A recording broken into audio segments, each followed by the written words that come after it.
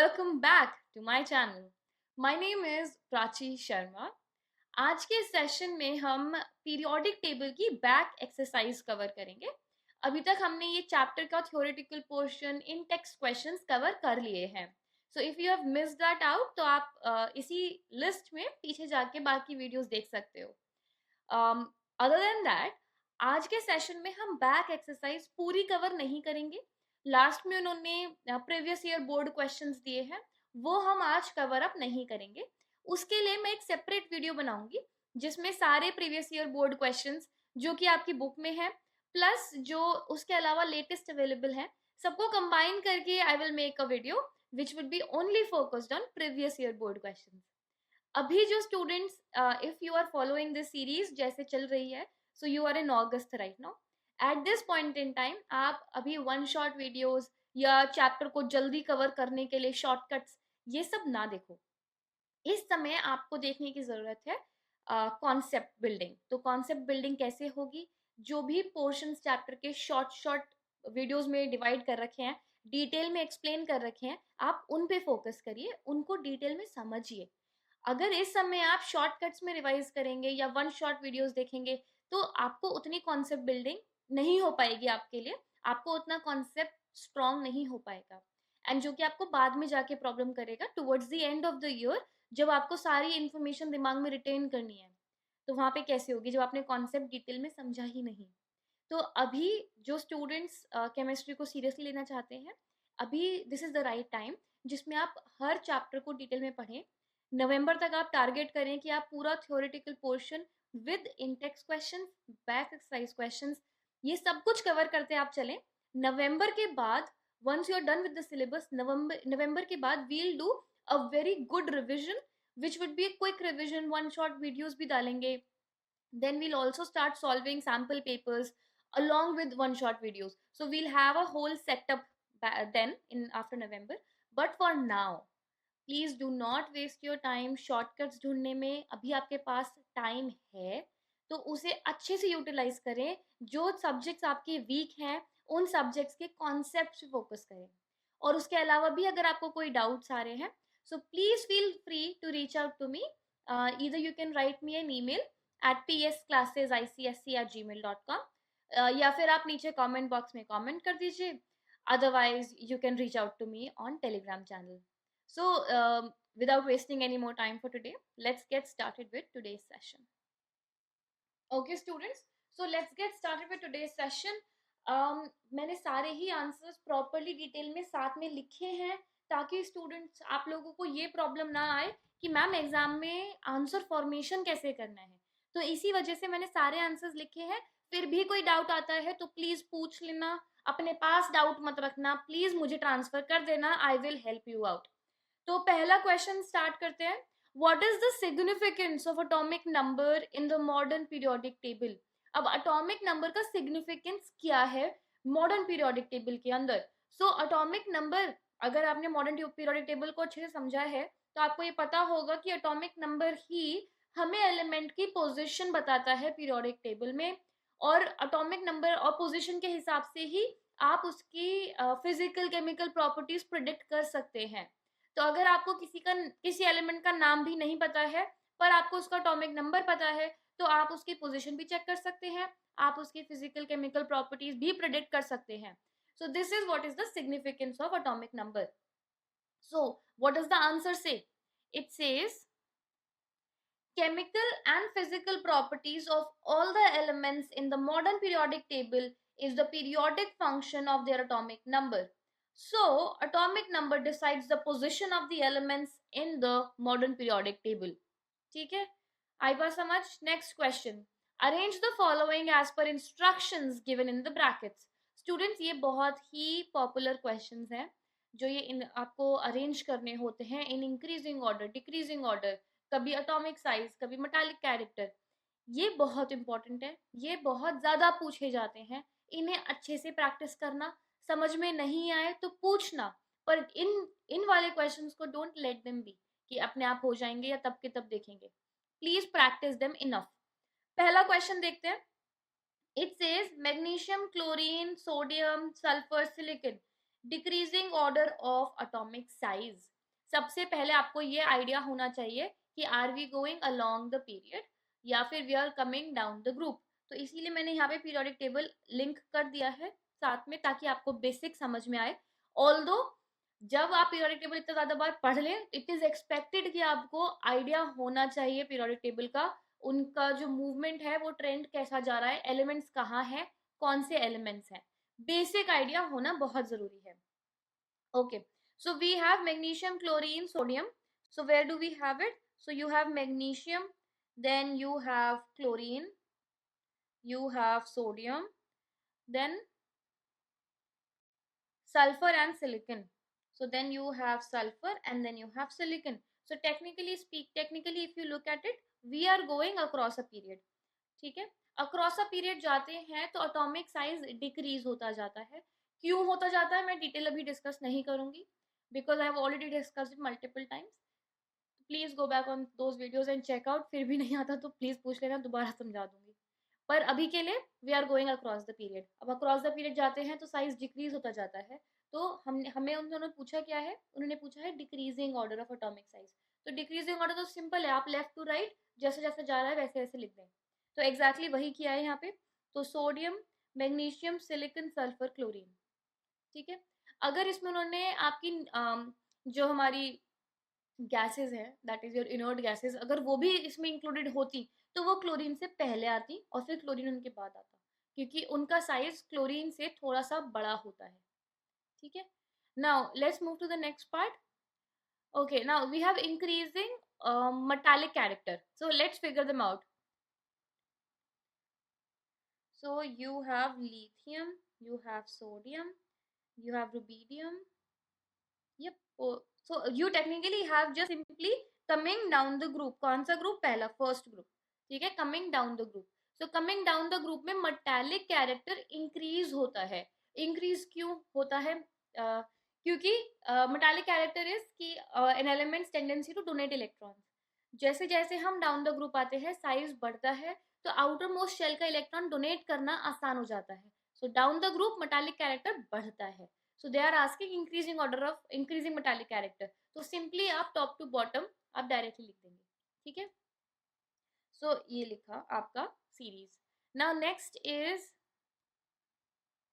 यहाँ पे C part. So next is your sodium, potassium, chlorine, sulphur, silicon, increasing ionization potential. Okay, ionization potential वो energy होती है जो हम एक एलिमेंट को देते हैं ताकि इलेक्ट्रॉन बाहर निकल सके।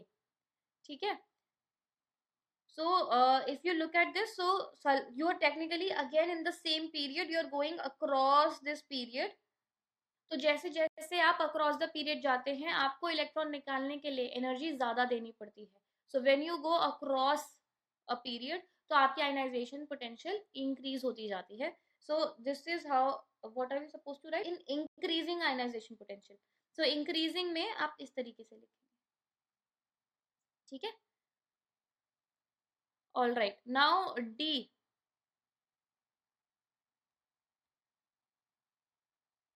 Now D is chlorine, then fluorine, bromine, iodine, increasing electron affinity. So if you look at this, तो आप last group में है and ये down the group आ रहा है। Now increasing electron affinity. Electron affinity वो एनर्जी है कि जब एक इलेक्ट्रॉन एक्सेप्ट करता है एक एटम, तो जो एनर्जी रिलीज होती है, जो एक एटम एमिट करता है, वो होती है इलेक्ट्रॉन एफिनिटी।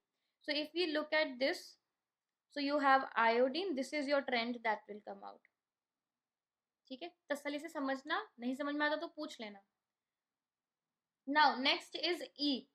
E में you have decreasing electronegativity। so पहले तो आप ये देख लीजिए ये है कहाँ सारे। so you have sodium, lithium, potassium, rubidium। Sodium, potassium, again आप पहले वाले ग्रुप में हैं। सो फर्स्ट ग्रुप में आपको करना है डिक्रीजिंग इलेक्ट्रोनेगेटिविटी। सो इलेक्ट्रोनेगेटिविटी क्या होता है कि जो हमारा एक एलिमेंट इतना, कोई एटम इतना स्ट्रॉन्ग है कि वो शेयर्ड पेयर ऑफ इलेक्ट्रॉन्स को अपनी तरफ पुल करता है, उसे इलेक्ट्रोनेगेटिविटी कहते हैं। So if you look at this, मैंने यहाँ पे वैल्यूज लिख दी है ताकि आपको चार्ट से समझ में आ जाए।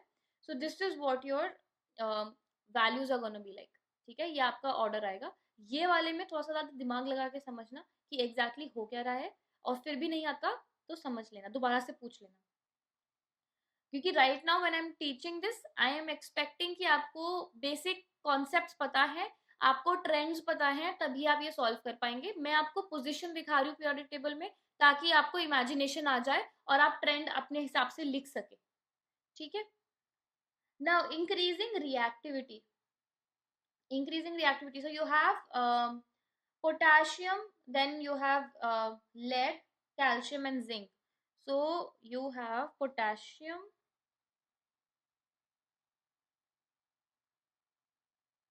I'm just trying to change the color here, क्योंकि काफी ज्यादा ब्लू हो गया है तो समझ में नहीं आएगा। Alright students, so we'll try again the F part. So that is okay, so you have potassium, lead, calcium and zinc, and they are asking about increasing reactivity. So first we'll quickly mark them on this periodic table that we have.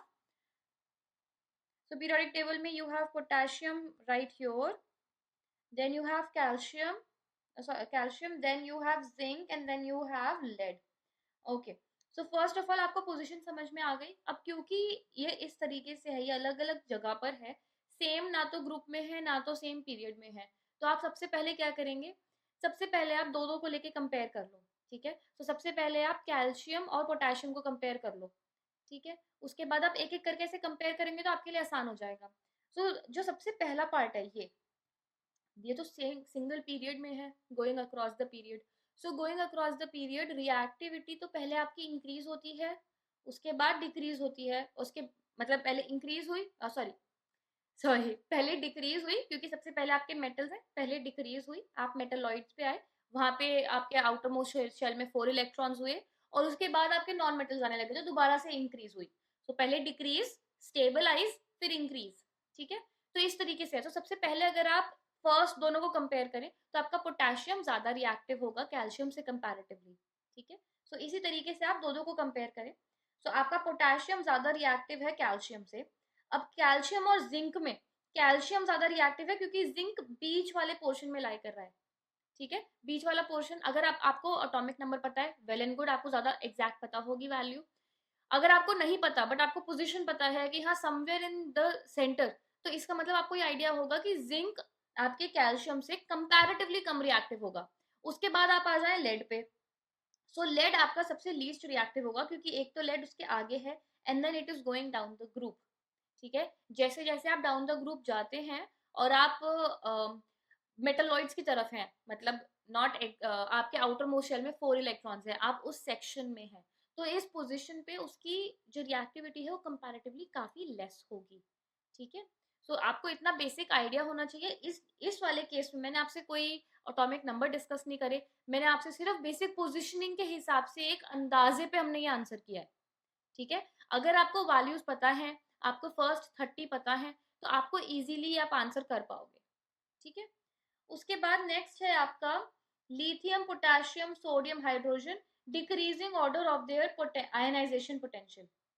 Okay, so lithium, potassium, sodium, so we are technically in the first group.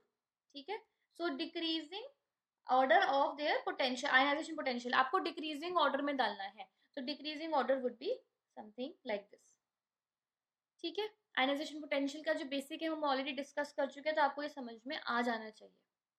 Now moving on to the third question. So chlorine in the periodic table is surrounded by elements with atomic number 9, 16, 18 and 35. Which of these have physical and chemical properties resembling chlorine? तो सबसे पहले आपको ये समझना पड़ेगा कि chlorine का जो एटॉमिक नंबर है वो कैसा दिखता है। तो the atomic number is 17, electronic configuration दिखती है 287। तो जो भी ऐसे आपके एटॉमिक नंबर है जिसके आउटर मोस्ट शेल में आपके 7 इलेक्ट्रॉन्स होंगे, वो आपके क्लोरीन के जैसा ही बिहेव करेगा, वो उसके जैसा ही फिजिकल और केमिकल प्रॉपर्टीज शो करेगा। तो अगर आप इन्हें देखें तो 9 and 35 will give you 7 valence electrons in the outermost shell. ठीक है, इसीलिए आपका आंसर है 9 and 35. Next is which is more electronegative than chlorine. तो जिसका एटॉमिक साइज छोटा होगा इन तीनों में, अब कौन कौन से हैं हमारे पास, एटॉमिक नंबर है 9, देन 17 हो गया क्लोरीन का, एंड देन 35। इन तीनों में जिसका साइज छोटा होगा वो ज्यादा इलेक्ट्रोनेगेटिव होगा, तो इसीलिए 9 is the correct answer, the element with atomic number 9। एक और बात याद रखना स्टूडेंट्स, इस टाइप के जो क्वेश्चन है जो हमने अभी सॉल्व किया, अगर आपको एलिमेंट का नाम पता भी है तब भी आप एलिमेंट का नाम नहीं लिखेंगे, आप ऐसे ही लिखेंगे an element with atomic number 9, an element with atomic number 35, ऐसे ही लिखोगे। Unless and until they ask you the name of the element, आप नेम नहीं लिखोगे उसके अलावा। Now fourth question, first ionization enthalpy of two elements x and y are this much and this much. Comment about their relative position in a group as well as in a period. Okay, so technically वो ये कह रहे हैं कि अगर दो elements है x और y और उन दोनों की आपकी ionization potential दे रखी है इतनी, तो अब आपको बस एक आइडिया देना है कि अगर ये दोनों अक्रॉस अ पीरियड है तो कौन पहले होगा कौन बाद में होगा, और अगर ये डाउन द ग्रुप है दोनों साथ में तो कौन सा पहला होगा कौन सा बाद में होगा। तो टेक्निकली इसमें आपको सिर्फ आयनाइजेशन पोटेंशियल की वैल्यूज ही कंपेयर करनी है, कौन सी ज्यादा है कौन सी कम है। So let's look at the answer.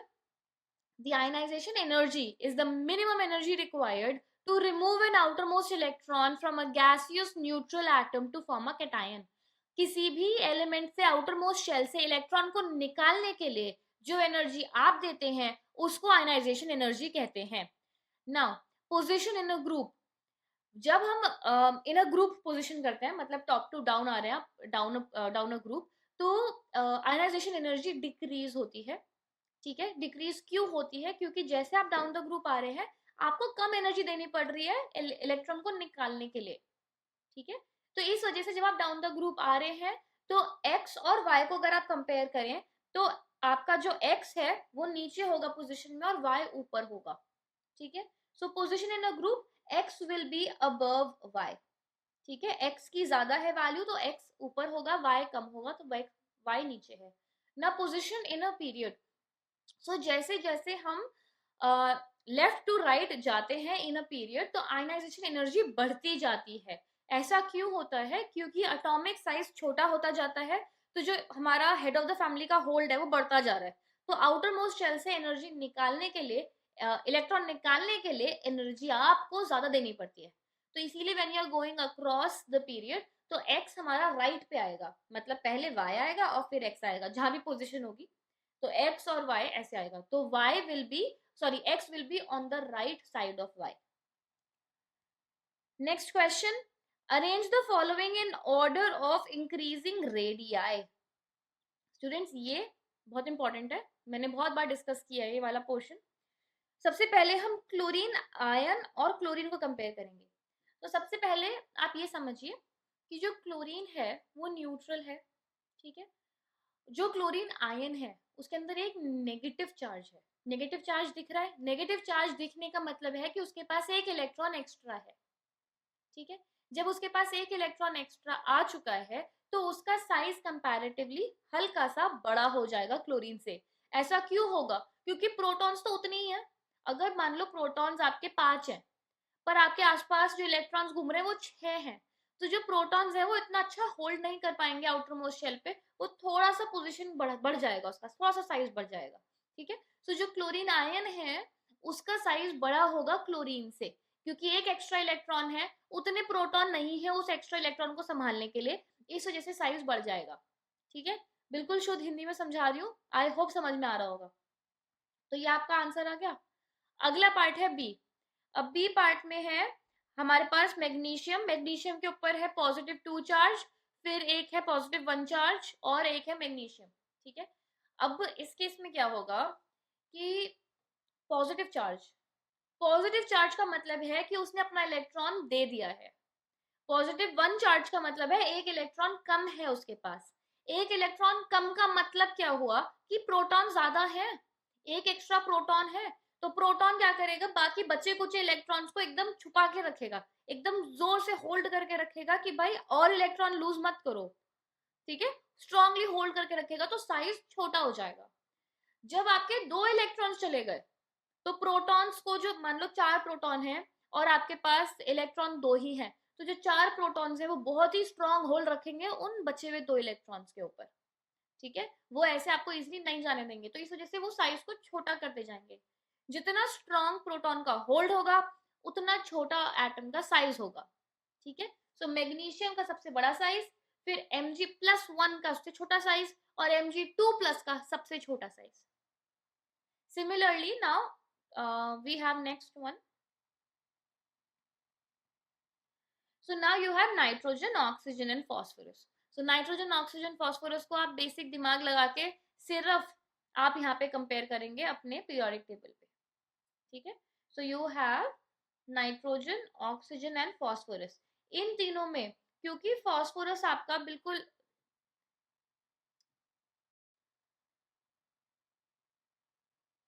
I apologise for that, क्योंकि फ्लोरीन, नाइट्रोजन, ऑक्सीजन, फ्लोरीन, क्योंकि फ्लोरीन आपका हैलोजेंस की कैटेगरी में एकदम टॉप पे आता है, तो इस वजह से उसका साइज कंपैरेटिवली सबसे छोटा होगा। ऐसा क्यों? क्योंकि उसके पास आउटर मोस्ट शेल में 7 इलेक्ट्रॉन्स हैं, ठीक है। ऑलराइट स्टूडेंट्स, सो इसके नेक्स्ट पार्ट पे आते हैं। जो आपका नेक्स्ट पार्ट है that is comparison of size for nitrogen, oxygen and phosphorus. So वापस आके पहले पीरियोडिक टेबल पे पोजीशन देख लेते हैं। सो नाइट्रोजन, ऑक्सीजन एंड फॉस्फोरस, ठीक है। अब ऐसी पोजीशन पे क्या होगा, आप सबसे पहले पहले को दूसरे से कंपेयर करें, तो एक एक करके कंपेयर करिए। सबसे पहले आप नाइट्रोजन को और ऑक्सीजन को कंपेयर करिए। नाइट्रोजन और ऑक्सीजन में अक्रॉस द पीरियड जा रहे हैं, तो ऑक्सीजन का साइज नाइट्रोजन से छोटा होगा, ठीक है। सो ऑक्सीजन का साइज नाइट्रोजन से छोटा होगा, इतना समझ में आया। उसके बाद आप नाइट्रोजन को फॉस्फोरस से कंपेयर करिए, ठीक है। तो जब आप ऊपर से डाउन द ग्रुप आ रहे हैं तो फॉस्फोरस का साइज नाइट्रोजन से बड़ा होगा क्योंकि शेल्स बढ़ जाएंगे, ठीक है। तो आपका जो आंसर आएगा वो ऐसा कुछ आएगा, ठीक है। तो जब भी आपके पास अलग अलग जगह पे एलिमेंट्स दे रखे हैं जो कंपेयर करने हैं, एक एक को, दो दो को आपस में कंपेयर करके फिर आंसर साथ में लिखते जाइए, आसान हो जाएगा, ठीक है। Now let's come back to the next question. Which element from the following has the highest ionization energy? Okay, तो सबसे पहले का आपका आंसर है, I'm just taking a look कि एक्सप्लेनेशन आपके पास मैंने लिखी है या नहीं लिखी है आपके लिए। तो सबसे पहले है फॉस्फोरस, सोडियम और क्लोरीन। तो सबसे ज्यादा हाईएस्ट आयनाइजेशन एनर्जी कौन होगी? सबसे ज्यादा आपकी क्लोरीन के अंदर होगी, क्योंकि क्लोरीन के अंदर है आउटर मोस्ट शेल में 7 इलेक्ट्रॉन। उसकी हायर टेंडेंसी है इलेक्ट्रॉन को गेन करने की, पर हम उसमें से इलेक्ट्रॉन निकालने की कोशिश करें तो वो आसानी से तो देगा नहीं। आपको अच्छी खासी अमाउंट ऑफ एनर्जी देनी पड़ेगी क्लोरीन को बाहर निकालने के लिए, ठीक है। So that is what it's written here. Metals have low ionization energy and non-metals have high ionization energy. Also across the group, the ionization energy tends to increase. The elements phosphorus, sodium and chlorine belong to the third period. ठीक है, अलग अलग groups हैं, but group 17 will give you the highest ionization energy. अगला part, then you have phosphorus, oxygen and neon. इस case में direct answer neon है, बिना दिमाग लगाए नियॉन आंसर है। क्यों? क्योंकि वो एक इनर्ट गैस है। इनर्ट गैस में से इलेक्ट्रॉन निकालना कोई छोटा खेल नहीं है। You have to give in a lot of energy to take out one electron from an inert gas, ठीक है। So that is what the answer is. अगले का आंसर है neon. Inert gases have zero electron affinity because of their stable electronic configuration, ठीक है, ये हो गया। नाउ नेक्स्ट इज आपका अगेन, सो आपका आंसर इसमें भी आपका जो होगा, आपका आंसर नियॉन एंड आर्गन, इनमें से आपका हाईएस्ट होगा क्योंकि दोनों के दोनों ही इनर्ट गैसेस हैं, ठीक है। Let me see, I think I missed giving you explanation for C part. तो इसमें आपका नियॉन और आर्गन में भी अगर आप कंपेयर करें तो नियॉन का ना साइज छोटा है आर्गन से। सो नियॉन का आपका ज्यादा इलेक्ट्रॉन, ज्यादा आयनाइजेशन पोटेंशियल होगा क्योंकि दोनों ही आपको इनर्ट गैसेस दे दी हैं। तो इनर्ट गैस में भी जिसका साइज छोटा होगा वो ज्यादा एनर्जी लेगा इलेक्ट्रॉन निकालने के लिए।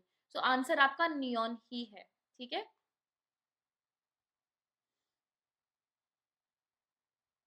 Okay, the electronegativities according to Pauling of the periodic table of the elements in period 3 of the periodic table are as follows, with the elements arranged in alphabetical order. Okay, students जब भी इस type का question आएगा तो actually इसमें आपको directly values ही दे रखी हैं. So let's just see. Arrange the elements in the order in which they occur in the periodic table from left to right. The group 1 element first, followed by group 2 and so on up to group 7. ठीक है, आपको कुछ नहीं करना. ये इन्होंने जो आपको पोजीशन दी है ये आपको इलेक्ट्रोनेगेटिविटीज के ऊपर दी है. तो जैसे जैसे हम अक्रॉस द पीरियड जाते हैं आपकी इलेक्ट्रोनेगेटिविटी बढ़ती जाती है. तो सिंपली आप सबसे कम वैल्यू से स्टार्ट करेंगे और धीरे धीरे हाईएस्ट वैल्यू तक उसे नोट डाउन करेंगे. तो you will start with sodium, then you will move up to aluminium, then आप सिलिकॉन पे आ जाएंगे. एक्चुअली सोडियम, उसके बाद आप मैग्नीशियम पे जाएंगे, फिर आप एल्यूमिनियम पे, फिर आप सिलिकॉन पे, सिलिकॉन के बाद फॉस्फोरस, सल्फर एंड क्लोरीन. ठीक है, ये वैल्यूज आप डायरेक्टली ही आप इंक्रीजिंग ऑर्डर में लिख दीजिए. जो भी वैल्यूज आपको दे रखी है उनको उठा के डायरेक्टली लिख दीजिए. Now next is question number 8. Choose the word or phrase from the brackets which correctly completes each of the following statements. सबसे पहला क्या है? The element below sodium is in the same group would be expected to have dash electronegativity. Electronegativity उसकी कम होगी. So it will be expected to have lower electronegativity than sodium, and the element above chlorine would be expected to have higher electron ionization potential than chlorine. ठीक है. Now on moving from left to right in a given period, the number of shells dash. So जब आप across the period जाते हैं आपके number of shells remains the same. Now next is on moving down a group, the number of valence electrons dash. So जब हम down the group आते हैं तो number of valence electrons stay the same. अगर आप metals में है और आउटर मोस्ट शेल में, ग्रुप 1 में आउटर मोस्ट शेल में एक इलेक्ट्रॉन है तो पूरे ही ग्रुप में 1 इलेक्ट्रॉन होगा. Then fourth, metals are good dash because they are electron. Okay, so इस पार्ट का मैं देखती हूँ, मैंने आपके लिए रिविजन के लिए कहीं पे लिखा है तो okay, I think we'll revise the oxidation reduction again, but for now metals are good reducing agents. ठीक है, because they are electron donors. ठीक है, तो एक चीज यहाँ पे आप क्विकली अपने नोट्स में लिख सकते हैं कि जब भी कोई एलिमेंट इलेक्ट्रॉन डोनेट करता है तो उसमें ऑक्सीडेशन होती है, और जिस एलिमेंट में ऑक्सीडेशन होती है वो एक अच्छा रिड्यूसिंग एजेंट कहा जाता है.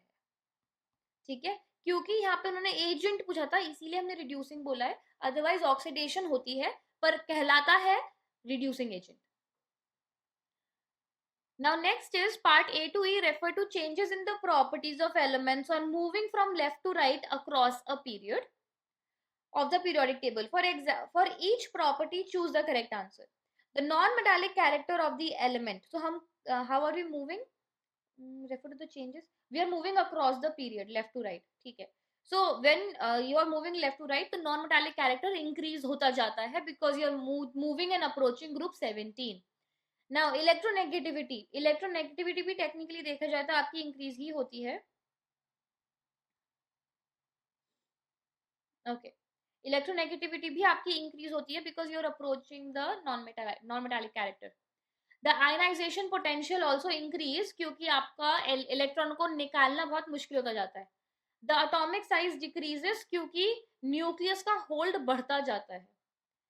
And E, the electron affinity of the elements in group 1 to 7. In groups 1 to 7 the electron affinity, okay, so electron affinity will increase होती जाती है जैसे जैसे आप across the period जा रहे हैं. Okay, now coming on question number 10.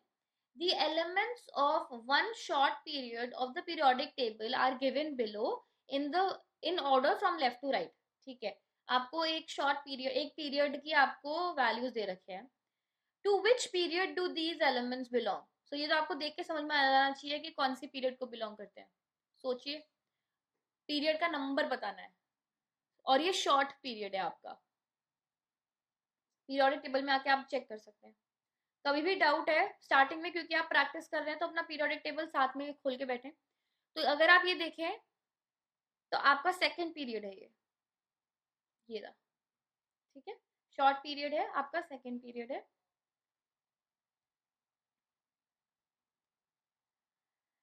one element of this period is missing. Which is the missing element and where should it be placed? तो lithium, beryllium, boron, आप आराम से, अब मैं बार बार ऊपर नीचे नहीं जाना चाहती पीरियोडिक टेबल पे, पर आप अपने पास पीरियोडिक टेबल खोल के रखें। तो अगर आप देखें तो सबसे पहला तो आंसर वही है कि इट इज, और हमें पता कैसे चला कि इट इज पीरियड 2, क्योंकि लिथियम का एटॉमिक नंबर इज 3, जो कि है 2 1 1 से पता चलेगा आपको कि 2 1, सो आपको पता चला दिस इज ग्रुप 1। एंड क्योंकि इट इज, दो शेल्स हैं इसमें आपके, तो पीरियड 2, दो शेल्स मतलब पीरियड 2। ठीक है,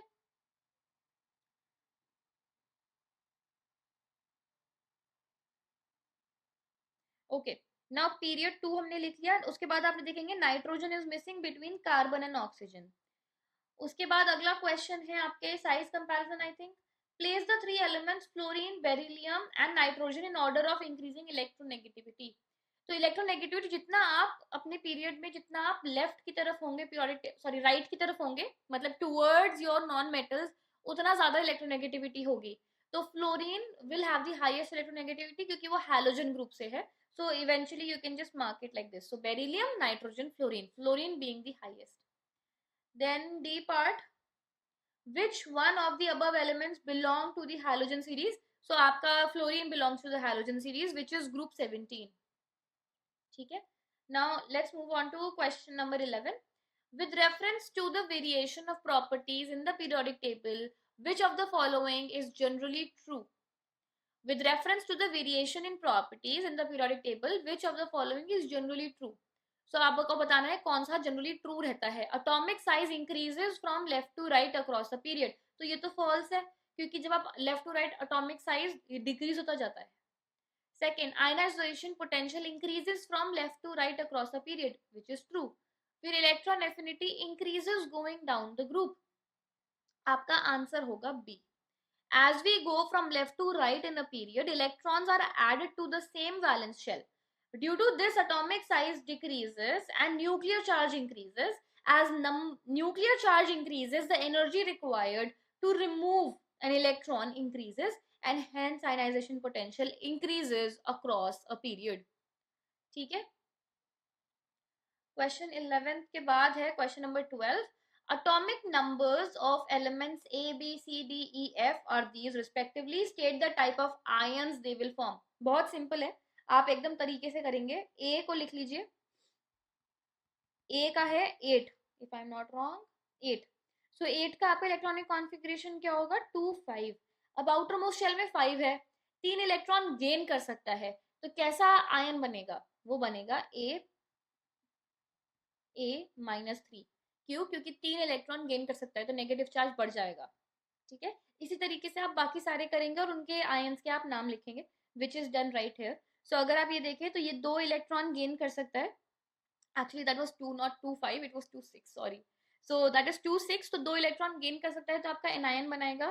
देन 2 5 इज बी, उसमें 3 इलेक्ट्रॉन गेन कर सकता है तो एनायन बनाएगा। Then 2 8 1, 1 electron cation.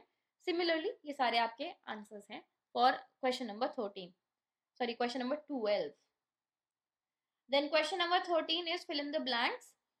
Formula of ion of A is A2 plus. Element A probably belongs to second group. क्यों, क्योंकि 2 इलेक्ट्रॉन्स इसने गेन किए हैं, तो it probably belongs to second group. In an element in a period, increase in electron affinity increases reduction. जैसे जैसे आपका electron affinity बढ़ती है, मतलब गेन करके वो। Okay students, so last part है 13th का सी। On descending a group dash in ionization increase, no, it's not going to increase. जब आप डाउन द ग्रुप आते हैं तो आपका आयनाइजेशन पोटेंशियल डिक्रीज होता है। ठीक है, as well as electron affinity causes a decrease in oxidizing capacity, that's correct. So आपका डिक्रीज होगा इसका आंसर। ओके, सो नेक्स्ट इज आपका जो बोर्ड क्वेश्चंस है, एज आई मेंशन्ड अर्लियर, ये बोर्ड क्वेश्चंस हम नेक्स्ट एक अलग सेपरेट वीडियो बनाएंगे for board question. Alright students, so this is it for today's session. आज के सेशन में हमने first 13 questions of the back exercise cover किए हैं। अगर इनमें भी कुछ डाउट आ रहा है या कोई भी पोर्शन सॉल्व करने में प्रॉब्लम है तो please feel free to reach out to me. And make sure कि आप इस चैनल को अपने फ्रेंड्स के साथ शेयर करें and make them part of the series that is going on. और साथ में आप, if you are studying together, then of course you have more benefit from it. Now thank you so much for that and help us grow further. I'll catch up with you in the next session.